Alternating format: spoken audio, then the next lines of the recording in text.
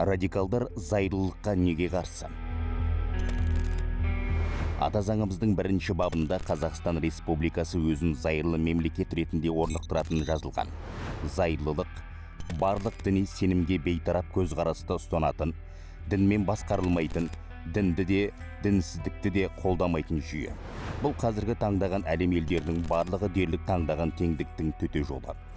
Алайда кейбір радикалды көзқарасқа берілген топтар зайырлы мемлекетті дінсіздік жолындағы жүйе деп қаралып, одан бас тартуға шақырып жүр. Не үшін? Әрине, мұндай бүлікті халық арасына таратып, жат идеологияны тықпалап жүргендердің ар жағында қоғам тұрақтылығын шайқалтып, бірлікке балта шапқысы келетін әлде бір күштер тұрғаны белгілі.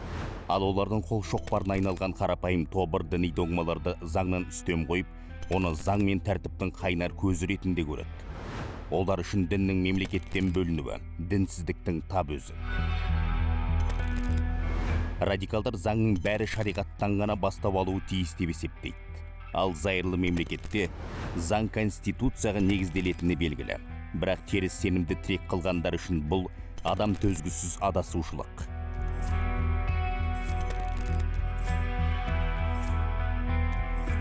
Олар осы заңдармен мемлекет басқаруды күпірлік санайды. Үкіметті дінсіз тағып деп, оған қарсы күресуді парыз деп есептейді.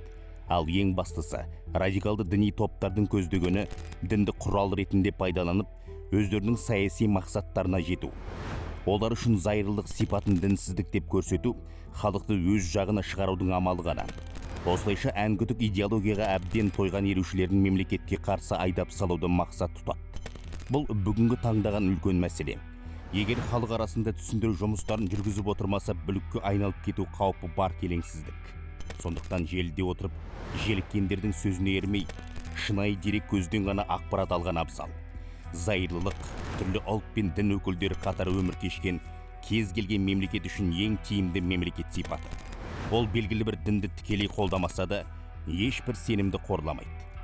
Барлық дінге тең көзқарасты ұстанады. Зайырлы қоғамда дінді ұстану не ұстанбау әркімнің өз еркі. Толеранттылық пен төзімділікті тірек қылған зайырлы сипат еліміздегі бейбітшілік пен тұрақтылықтың тегеурінді тірегі.